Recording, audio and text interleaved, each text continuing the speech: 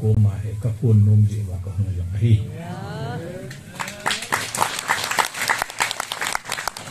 Manipur government hin lung hein aniya ku kite photo na lung thim a hin nei the na dingin ku kitchen na zo se tul hani sim som jingka lang som la khating le ichen chen naw mona hi play card ikidomova non violence procession ichiova ito kibang set ani hula pung kibang chenahi Delhi kuki in P KSO kuki in P Makaina sister tribes akititing le mar paite chuchi khachi tribe ho jo sito chini khumama chule ki zon namding jantar mantar ake form diu press conference abol diu prime minister home minister minister environment forest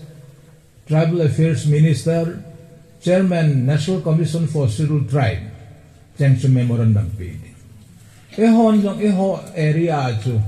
chief minister address ki bolding itu lalu de yang leleng pau na chief minister kom wat ulut kalau PWT lo na diwa. Leka SDO koma DC koma itelu chidi ichine dingahi pan ilago hilwin hisi program ki wong hi ilolhin hinadivin tunihin kuki nampi tao na ni hulong gil ta achidi nga long itaw di katim na no mo he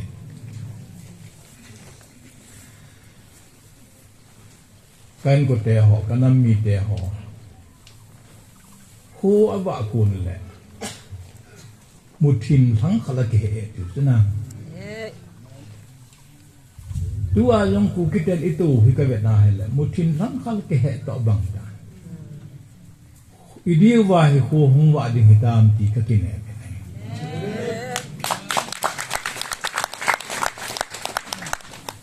Atsai nan muwan lai alha tin hoi lo ting song kol sela mi mu pha lo na koi man asu boi lo na ding muna akiselin alhamun atin ho abot doin khi cài dân dương nghe là chẳng sẽ hình của mangin atin ho hung ke doa amul ho hung ke kiting le masanga sangin wan lai zola